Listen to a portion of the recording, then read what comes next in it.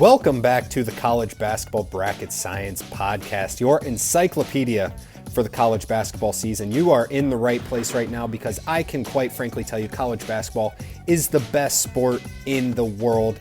Ranked teams falling left and right this past week. The top 2 teams in the AP poll fell. 4 of the top 5 fell. We had a weak slate on Thursday, and a top 10 team fell yet again.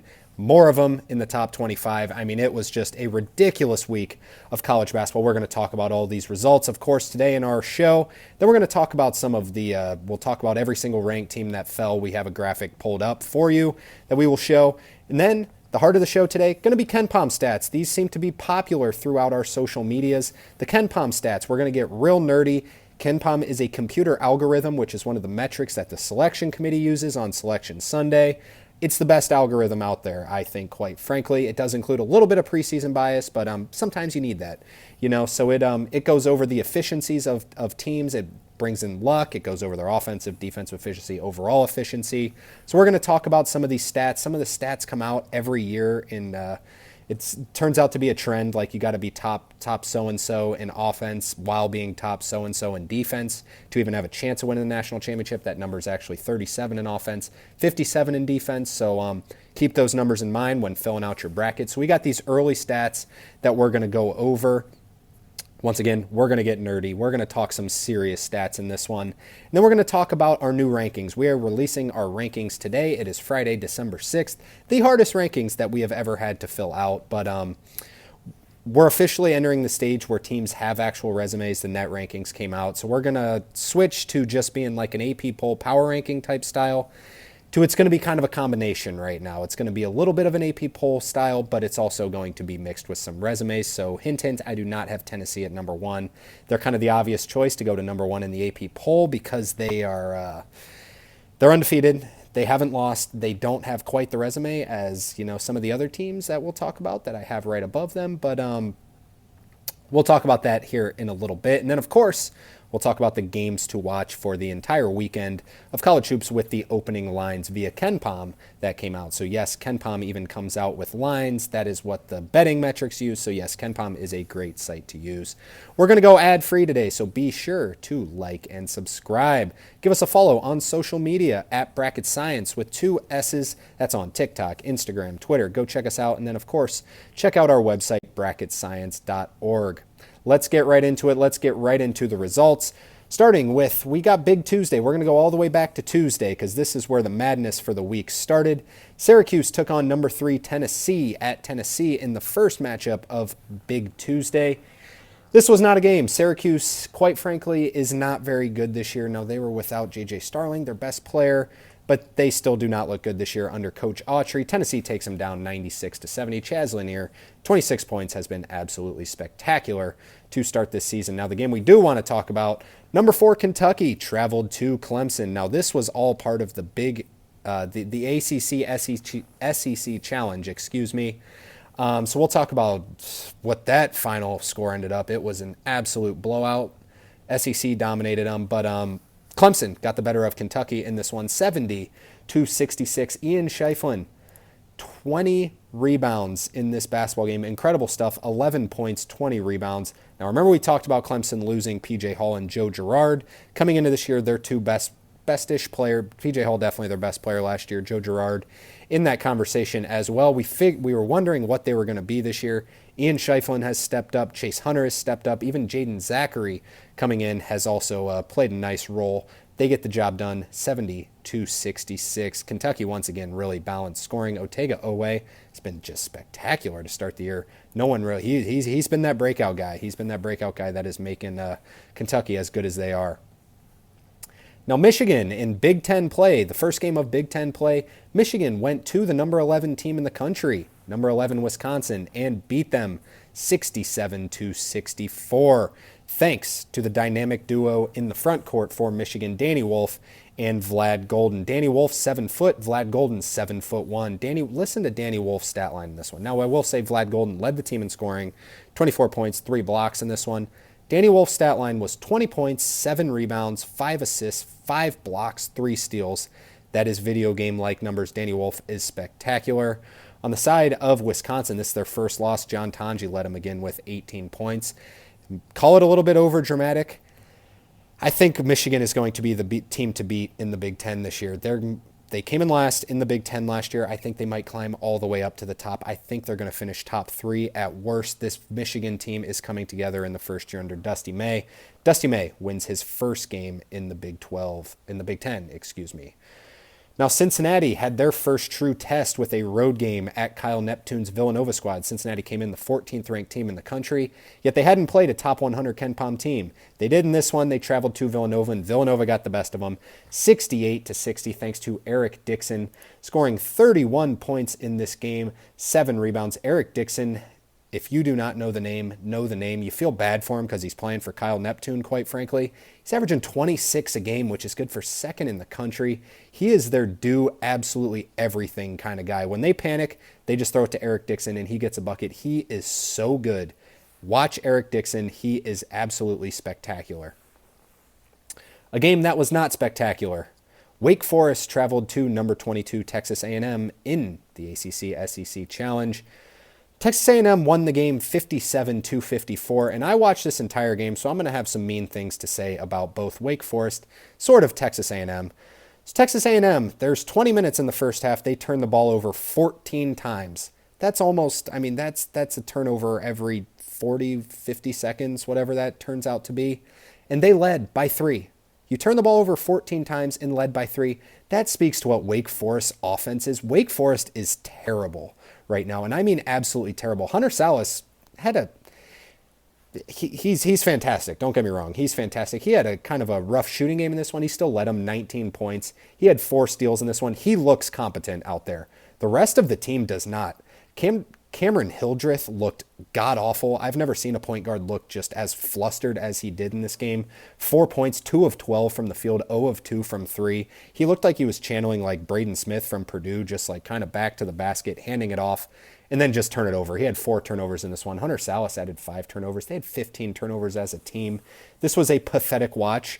Efton Reed, supposedly their second best player, shot once, 1 for 1. They literally just refused to throw the ball down low. It was one of the toughest watch basketball games I've ever seen. I don't know what Steve Forbes was thinking in this one. They just passed it around the perimeter, and it was one of those where you pass it around the perimeter and you're farther away from the hoop. It was a pathetic watch. Wake Forest scores 44 points. So yes, Texas A&M turns the ball over 14 times, leads by 3. At the half, which is just pathetic for Wake Forest, and then even more pathetically, they score 18 points in the second half. This is ugly. Wake Forest needs a huge change, or they're not going to be in the tournament. It was so ugly that one of those games where as soon as it happened, as soon as the final score came out, I'm like, this is one of those you got to check the Wake Forest Twitter. It was that ugly, and man, people were upset. Very upset with that one. I won't say some of the things that were said, but this was ugly. I'm not that high on Texas A&M because they, quite frankly, take horrible shots. They shot 38.8% in this one, 22% from 3. Not a great performance on their own. Wade Taylor did knock down some big threes, 4 of 9 for 3. Zurich Phelps couldn't get it going, but he did add 4 steals, and Wade Taylor's on-ball defense was spectacular. Henry Coleman also added 10 points along with Farrell Payne. I've become a big Farrell Payne fan. He's become one of my favorites, but Manny Obaski, 0 for 6 in this game. Just an ugly basketball game. I don't see much for either of these two teams. Texas A&M, good defensively. They have a much higher ceiling than Wake Forest. Wake Forest just, quite frankly, looks awful. So yeah, that's a little deeper than I thought I'd get into Wake Forest, Texas A&M, but just watching that game had to just, that was like, I know Clemson beat Kentucky, but that was the game where like I took the most away from one specific team. I'm still high on Kentucky after losing to Clemson. I'm higher on Clemson now after seeing them. I thought Kentucky looked great. Clemson looked great. Texas A&M looked awful, I thought, and they looked much better than Wake Forest. So it is panic time for Wake Forest. Now, other games around the nation. Ole Miss took down Louisville easily at the Yum Center.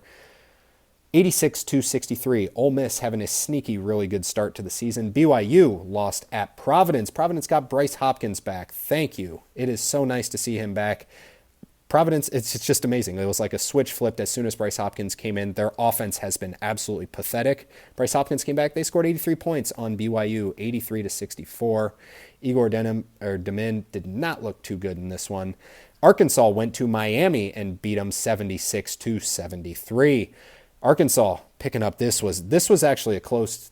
This was back and forth for a while. Miami actually led for a while. Miami's 3-5 on the year. Arkansas really needed this win. So did Miami, but Arkansas, it was getting a little scary there. If they'd have lost this game to a sub 500 Miami team, people might have been not too happy with Calipari early already. But they get the job done. Take down Miami. Miami, press the panic button. It's ugly right now. This might be Jim Laranaga's last season. If I had to bet on it, I would think it's going to happen. It's ugly. He's got to be frustrated.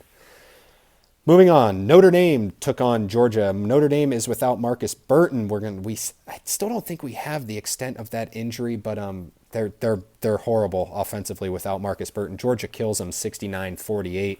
Georgia really sneaky good this year. Keep your eyes on them. Now Iowa took down Northwestern 82-79 thanks to a buzzer beater. This was a fantastic game to watch for those who watched it. Two teams that I don't think are going to be in the tournament. Iowa should be around the bubble somewhere. I don't think Northwestern's going to get there this year. But Iowa picks up a big one. They needed it more than Northwestern does because I don't think I see Northwestern getting there this year. But Chris Collins wins. Iowa, huge victory there. Now in the Big Ten matchup, a Big Ten matchup you might not expect, Washington traveled to UCLA. UCLA took them down 69-58 in that one. And then LSU took down Florida State 85-75. Now that was just Tuesday. Tuesday was the slower game. The bigger day was Wednesday. Moving on into Wednesday where the top two teams in the country fell, starting with the number one team in the country. Kansas Jayhawks traveled to Creighton, where Creighton has just been a place where number one teams go to die. Remember, they got a double-digit win last year over UConn. Now they get a double-digit win over Kansas, 76-63. Pop Isaacs led them, 27 points, 7 rebounds. Ryan Kalkbrenner looked like the better big man in this game. I think he's better than Hunter Dickinson, and he looked better in this game. Now, he was a game-time decision coming in. Still had 17 points, 10 rebounds. Only one block for Ryan Kalkbrenner. You don't hear that much. Stephen Ashworth also added 17 points, 8 rebounds, 6 assists. Did have 6 turnovers, but you beat the number one team in the country by 13. Not that big a deal. Hunter Dickinson did not look good. He was completely shut down by Kalkbrenner. I know Kalkbrenner only one block, but Kalkbrenner was better. Dickinson, 6 points, 8 rebounds, only shot 4 times. It was not a great shooting performance for Kansas by any means. DeJuan Harris, 6 of 21. When does DeJuan Harris shoot 21 times?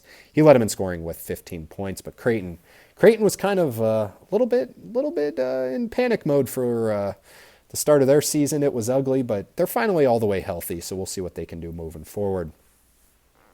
The number 2 team in the country, Auburn, traveled to Cameron Indoor to take on the Duke Blue Devils. Duke, number 9 team in the country, took them down 84-78. What a fun one this one. This just looked like a Final Four-like game. Two teams have all the potential in the world. Jonai Broom has been the best player in college basketball this season. He had 20 points, 12 rebounds in this one, but it was Duke and Cooper Flagg. Cooper Flagg led him with 22 points.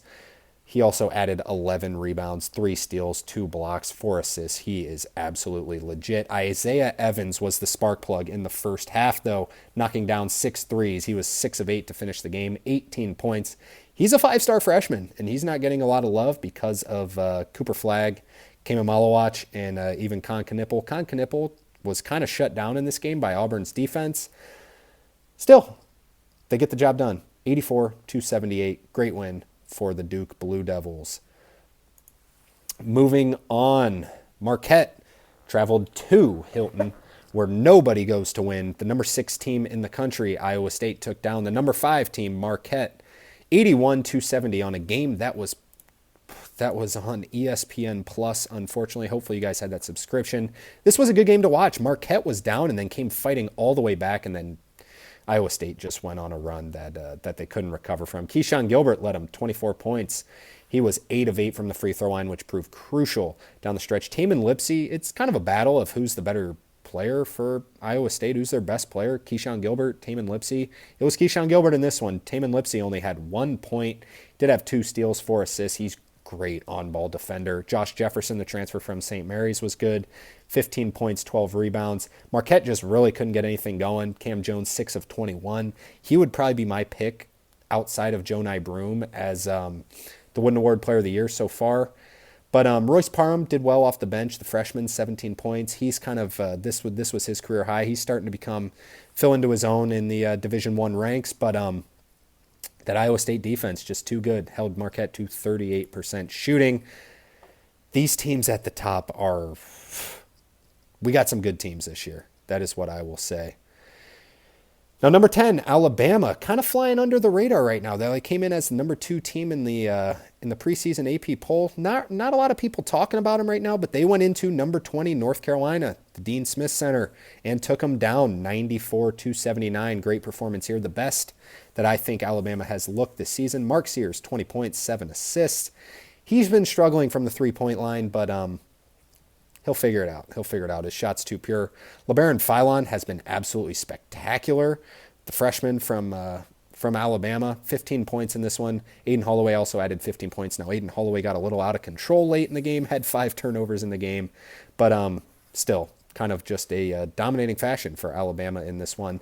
North Carolina, might be time to start waving the little bit of the panic button right now. 4-4 on the year. RJ Davis, 18 points in this one, 1 of 11 from 3. Him and Mark Sears, 2 preseason All-Americans, both have really struggled. Seth Trimble had 12 points. Ian Jackson had a great one off the bench, 23 points, 5 rebounds. He was 10 of 17 from the field, the 5-star freshman. Elliot Cadeau has not looked great to start the year. He had only 1 point in this one. The most disappointing transfer in the entire country has been Cade Tyson. Cade Tyson we all thought was going to start at the 4. In fact, I think he might have started at the 4 his first game. Definitely in the preseason games, Cade Tyson was starting at the 4. He barely plays. He had 8 minutes in this game, 0 points, 0 rebounds, 0 assists, 0 steals, 0 blocks, 1 foul. He's a non-factor. He might not even be in the lineup here soon. We thought he was going to kind of take over that Cormac Ryan role, and quite frankly, in the preseason, I think I said I thought he would be better than Cormac Ryan. Horrible take. He barely even plays. I don't know if Hubert Davis just doesn't trust him or what it is, but yeah, he was supposed to be the guy, and he's not. So it is kind of panic time for North Carolina right now. Moving into the Big Ten, number 12, Oregon came back to beat USC 68-60. That was the late night game. We'll get going through these a little bit quicker. Virginia fell to number 13, Florida, 69-87. Number 25, UConn finally gets a big win. They took down number 15, Baylor, by the final score of 76-72. We'll talk about this game for a quick second because this was supposed to be a top 10 matchup to start the year. It was preseason number 2 versus preseason number 6 or 7, whatever Baylor was, or maybe 8. But ended up being 15 versus 25, where 25 got the better of them. Now, we were kind of taken away with this game because Alex Caravan did not play for UConn and VJ Edgecombe did not play for Baylor. So that kind of stinks. But there is a new freshman for Baylor that is popping off. Robert Wright, 22 points, 4 assists in this game. He is like one of the most mature freshmen I've ever seen. 0 turnovers in this game. He's a point guard, 0 turnovers. Now, he was forced into a bigger role because Jeremy Roach got hurt. He's in concussion protocol. So it's kind of just a disaster for Baylor right now. Edgecombe couldn't play. Jeremy Roach got hurt. They still hung in there. I was impressed. They still hung in there. Josh Ojianwuna added 14 rebounds. Norchet O'Meara is awesome, for those who don't know. 14 points, 7 rebounds, which is actually kind of a bad game for him. He's one of the biggest hustlers in college basketball. He can score, he can rebound. He did end up fouling out in this game. Langston Love playing hurt as well. 16 points. I know Scott Drew in the post-game press conference, frustrated because his team just is not healthy right now, and I get it. I get it. You don't expect this. They dropped to 5-3 on the year. UConn moves up to 6-3. Liam McNeely had his best game. He kind of took over in this one. 17 points, 8 rebounds, 3 blocks. Samson Johnson also added 13 points. Terrace Reed and Aiden Mahaney came off the bench, both scoring 9 points. So UConn. Dan Hurley looked a lot more calm in this game.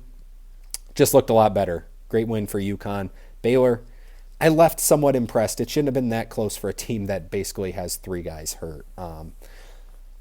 So, big win for UConn. Not so bad of a loss for Baylor. Now, number 18, Pitt, went to Mississippi State and got absolutely drilled. Pitt started not off the season, but in the first net ranking, ranked number 5th. Mississippi State just destroyed them, 92-57. This game was not close from the start. Absolute blowout. Great win for Mississippi State, putting the world on notice in this one. Pitt, the tough loss there. A game that was Even a bigger blowout, which doesn't show in the final score, but it was just absolute domination. Maryland killed Ohio State 83-59. The game was not that close. The score was 50-17 at the half. Yikes. Absolute domination by Maryland and Derek Queen. Ohio State, ooh, yikes. Just couldn't get anything going against this Maryland team. Now, Texas beat NC State late, 63-59 in the SEC ACC Challenge. Texas Tech beat DePaul, a DePaul team that was undefeated. They hadn't played anyone, but Texas Tech held them off 76-62. Bad news, though, for DePaul. Their big guy, Devin Cambridge, might be out for the season. Something to keep an eye on. I don't think it's been fully released yet. That's tough. That's tough. Texas Tech dealing with some injuries early this year. And then Michigan State went to Minnesota and beat them 90-72. Now on Thursday, as mentioned, it was a pretty slow day. We did have one big event. Number 8 Purdue went to Penn State. Penn State was favored by 1.5 in this game. Now, I'll be honest, I fell into the trap. I'm like, you're going to give me Purdue in a Big Ten game as an underdog. I'm going to bet that 100 out of 100 times. Penn State dominated them. Penn State beat up on them. Final score was 81-70. Wasn't that close. Penn State led by 16 at the half. And they looked like a very, very good basketball team. Ace Baldwin led them, 17 points, 2 of 5 from the field. So yes, do the math. He was 12 of 12 from the free throw line. They had 5 guys in double figures. Nick Kern came off the bench, 12 points. Freddie Delone, the 5th, had 14 points. Puff Johnson, 13. Zach Hicks, 11.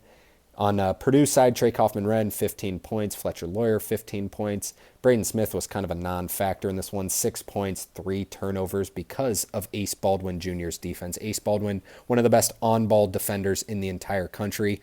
They pick up a huge win. They might be ranked. Could Penn State be ranked? I don't know. The Big Ten is as wide open as they come right now. Let's go through, Big Ten play started. Let's just go through their standings real quick on a whim right here. 1-0, Oregon, Maryland, Penn State, Iowa, Michigan, UCLA, Michigan State. Teams that haven't played, Illinois, Nebraska, Indiana, Rutgers. 0-1, Wisconsin, Purdue, Washington, Ohio State, Northwestern, Minnesota, USC. It is wide open. I don't know who is going to win the Big Ten whatsoever. If you were to point towards it right now in terms of best start to the season, it's probably Oregon. You could say Oregon, Michigan State, and Illinois right there. I think it's Michigan. I think Michigan's the best team in the Big Ten, but we'll see. We'll see. That one's definitely the one that is most up for grabs. Now, the other kind of notable game was Xavier traveling to TCU, where TCU took them down 76-72. Xavier, quite frankly, just not as good as we might have thought that they were going to be to start this season. That's all the results we needed to go over. Now let's dive in. We talked about all of these. Now we mentioned it was the SEC ACC challenge, so we will just note the SEC beat the ACC in this challenge 14-2. 14-2. Absolute just blowout. And one of those teams that lost, or two of them that lost in the SEC, were top 5 teams. Auburn lost at Duke, Kentucky lost at Clemson. So those are your only 2 ACC wins. Rough start for the ACC. We might look up in March and see 4 or 5 teams from the ACC in March Madness. That would set off some ACC fans. But it's been rough. It's been a rough start to the season. So now we got the graphic pulled up for those watching on YouTube. All the AP poll teams that lost. Number 1, Kansas loses at Creighton. Number 2, Auburn loses at Duke. Number 4, Kentucky loses at Clemson. Number 5, Marquette loses at Iowa State. Number 8, Purdue loses at Penn State. Wisconsin loses at home to Michigan. Number 14, Cincinnati loses at Villanova. Number 15, Baylor loses at UConn. Number 18, Pitt loses at Mississippi State. And number 20, North Carolina loses to Alabama. So yes, it is continuing the trend of ranked teams losing at unranked teams. It's going to be continuing a trend. Everyone's good. Every team is good in college basketball, especially the Big Ten. Everyone's good. They're going to just drop like flies in conference play when they travel to those unranked teams. So now this leaves us with 9 undefeated teams left in all of college basketball right now. You can see the graphic on YouTube. 9 remaining undefeated teams: Tennessee, Florida, Oklahoma, Oregon, Utah State, Drake, UC Irvine, some love to the Anteaters. Rhode Island under Archie Miller, and Loyola Chicago. Only 9 teams remaining. Who will be the last one? Tough to pick. All right, now we're going to get into the meat of the show. We're going to dive into the KenPom stats right after we take a quick break.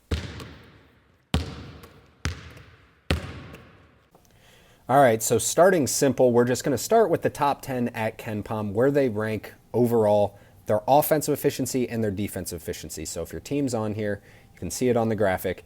The top team at KenPom right now is Auburn, thanks to their great resume. Now, they do have the number 1 ranked offense in the entire country. Defensively, 27th. Need to see that improve just a little bit. They were elite defensively last year. Their offense has taken them to a new level this year, but love to see them get in the top 25. I mean, 27th is still fantastic, don't get me wrong. But Tennessee is number 2. Offensively, they are 8th. Yes, 8th. Usually struggle on offense under Rick Barnes, except for obviously last year. Dalton Connect, and this year the addition of Chaz Lanier made all the difference. Defensively, they're 2nd. To me, I think they're the best defensive team in the country. Just eye test, they look like they clog up, like there's no holes. It's fantastic. 3rd overall is Duke. They are 10th offensively and 1st defensively. They are also a lot of thanks to Cooper Flagg and Cayman Malawach there. 1st defensively. Gonzaga is 4th. They are 2nd offensively, just behind Auburn, and 16th defensively. For those who know, it's usually a top 5 offense and not a very good defense. They got them both this year. Good for Mark Few. Houston is still 5th, even though they are 4-3 to start the year. They're 14th offensively, 3rd defensively. Now, Houston is one of those cases where they're always great in the polls because they're great defensive, or always good in the computers because they're great defensively. They were ranked number 1 preseason at KenPom, but dropped 5th. Good offensively, good defensively. We'll see if these numbers end up panning out. 4-3, still kind of unknown about Houston this year. Now, Iowa State is the most shocking one to me. Not shocking that they're 6th. I expect them to be a little bit higher. Shocking that they are better on offense than defense. They were the best defensive team in the country last year, them or Houston. They're 12th on defense this year, 6th on offense. Man, that's scary. If this offense is 6th, that might be your national champion right there. That is scary. Florida is 7th overall, 4th offensively, 31 defensively. They've improved on both sides of the ball this year under Todd Golden. Alabama is 8th, 3rd offensively, 35th defensively. Now, remember last year they were one of the top offensive teams. They were 2nd or 3rd, and they were in the hundreds in defense. So their defense has obviously improved. A lot better on ball, and of course the addition of Cliff Amore looks a lot better. Kansas is 9th overall, 17th offensively, 7th defensively. Thought they would be better on offense than defense, but hey, what do I know? Look good. And 10th overall is Marquette, 23rd offensively, 6th defensively. Some of the fastest guards in the entire country. To me, Marquette, I loved that Marquette-Iowa State matchup because they're kind of, to me, very similar teams. Iowa State got the better of them, but a lot of fun between that top 10. So as you will note, there are 4 SEC teams in the top 10, 3 Big 12 teams, 1 ACC team, and 1 Gonzaga, 1 WCC. Did I count that right? 4? 1, 2, 3, 4 SEC, 3 Big 12, 1 ACC, 1 Big East, 1 WCC. Yes, there it is. Now let's go over the top 10 offenses and the top 10 defenses via KenPom. So the top 10 offenses in the country. As of right now, 1 Auburn, we talked about that. 2 Gonzaga, 3 Alabama, 4 Florida, we talked about that. 5 UConn, terrific on the offensive side of the ball. 6 Iowa State, we talked about. 7 Baylor. Baylor just has made a living in the top 10 in offensive efficiency. Tennessee at 8. Purdue is up at number 9, and Duke we talked about at number 10. Now defense is where it gets a little bit different. We talked about Duke and Tennessee, and Houston as the top 3. UCLA up at number 4. They play at a pace. They play great defense under Mick Cronin. 5 Michigan. I did not see this one coming. When I checked the stats, this was my most surprising one to me. Well, look at number 8. For those watching on the graphic, for those listening, we'll get to it in a second. At 5, Michigan, I mean, they got 2 beasts down low, and they got Trey Donaldson up front along with Roddy Gale. They got some good defenders there. Marquette at 6, not surprising. Kansas at 7. UC Irvine at 8. Yes, the Fighting Anteaters, undefeated. They're great defensively. Watch out for UC Irvine this year. At 9, Maryland. Didn't really see this one coming, but they're also kind of play a UCLA style. And then at 10, San Diego State, Brian Dutcher just makes a living up there. Now let's dive into the big KenPom disparities, where if your team is great on one side of the ball, not on the other side of the ball, never a good thing. UConn, 5th in offense, 93rd in defense. That's not going to cut it. Baylor, 7th in offense, 87th in defense. They don't really have that great of a rim protector. Josh Ojimuna has been better. He's a big guy, but not the most intimidating shot blocker in the world. Now, Miami, as we mentioned, they're horrible right now. 3-5, 22 on offense, 22nd offensively, 272nd defensively. Yikes. I mean, bear in mind, there are 364 teams in college basketball. Miami is a proud ACC program, 272nd. Yikes.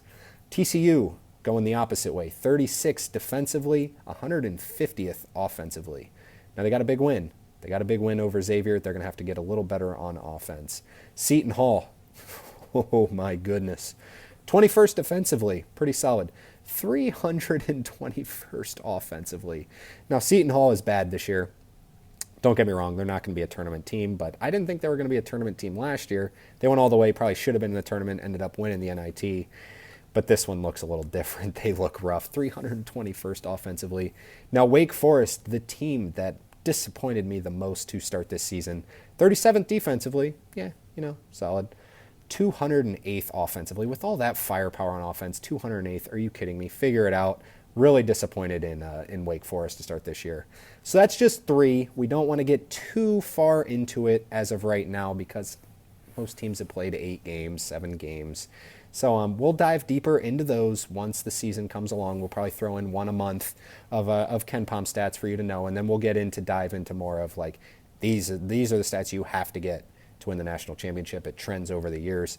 So we'll talk a little bit about that. Next, we're going to dive into our newest rankings. Remember, they're now a combination of an AP poll-like ranking along with a resume-like ranking. So let's dive into the rankings. Power rankings. All right, so as mentioned, it's a little bit resume-like. So Auburn, I did keep at number 1. Even with a loss, I got them at number 1 at 7-1. 2, I do have Tennessee. Tennessee's great. Don't get me wrong. Tennessee has been spectacular.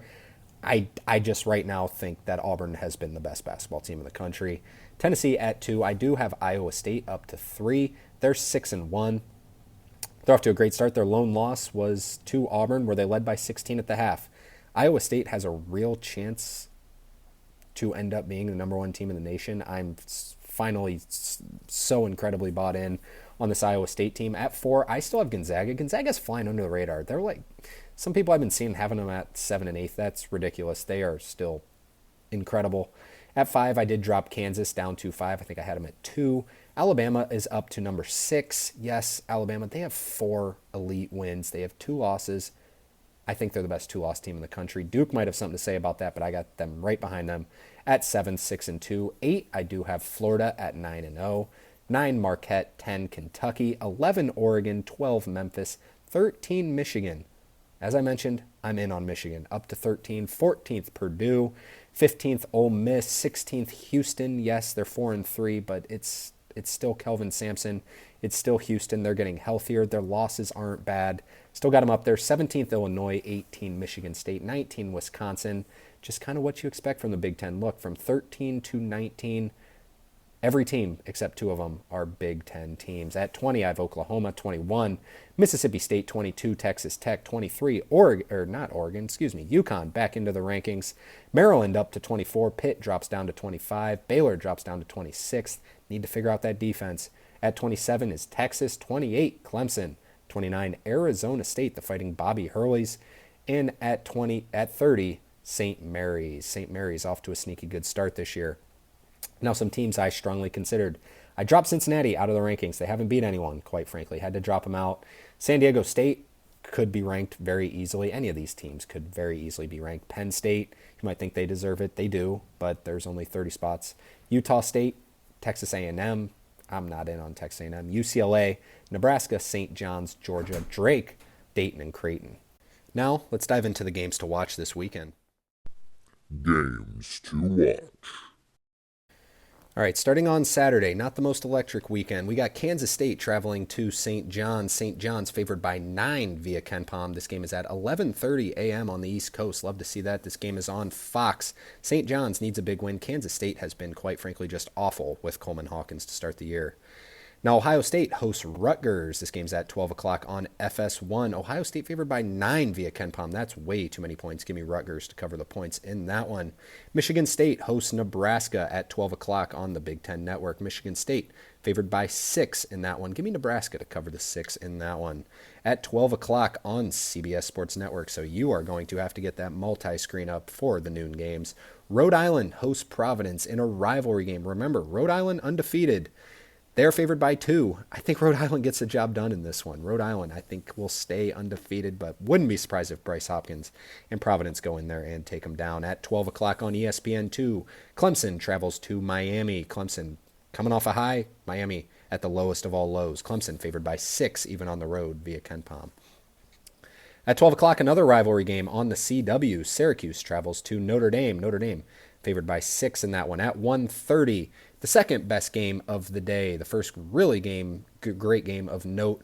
At 1:30 on Fox, Battle of Wisconsin. Number 11 Wisconsin travels to number 5 Marquette. Marquette favored by 8 via KenPom in that. That is a lot of points. Wisconsin coming off a loss, so is Marquette.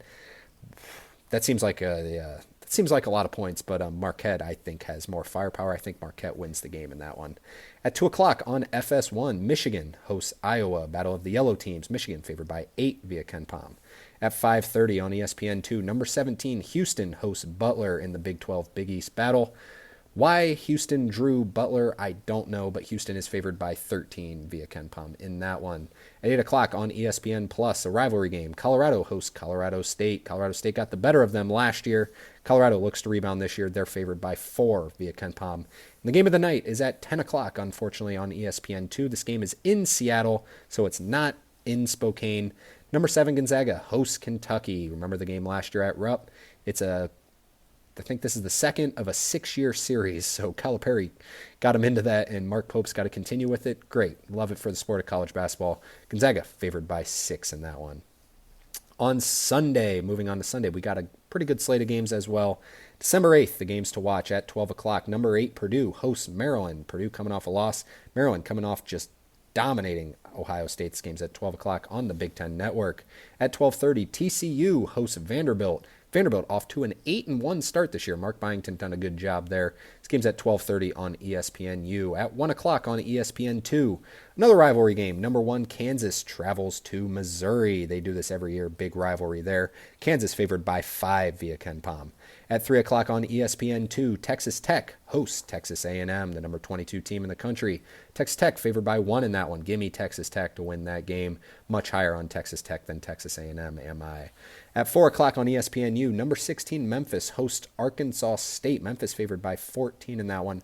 Arkansas State, a sneaky good mid-major this year, though.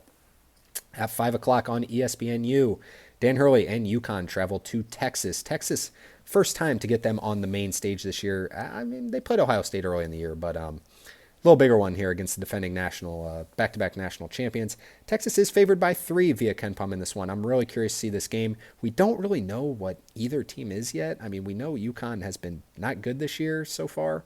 They just got a good win. You know they're going to improve. We don't really know what Texas is. Really intrigued by that one. Another game I'm intrigued by at 6 o'clock on the Big Ten Network. Number 12 Oregon hosts UCLA. Same goes for UCLA. Haven't really seen them on the huge stage yet. Really excited to see this. They're traveling to that new court. No more forest on the ground at Oregon, so something to look for there. Oregon favored by 4 via KenPom in that one. Then at 6 o'clock on the ACC Network, the highly anticipated Louisville Cardinals' first ACC game. They get to host the number 9 Duke Blue Devils and Cooper Flag. Duke favored by 8 in that one. That's going to do it for us today. Thanks for those who stuck with us. Everyone enjoy the rest of the college hoops weekend. We had a big week. I'm sure more ranked teams are going to fall. Remember to give us that follow on Instagram, TikTok, and Twitter at Bracket Science with 2 S's. Hit the like and subscribe button before you leave. It only helps us. Have a great rest of the week. Take care.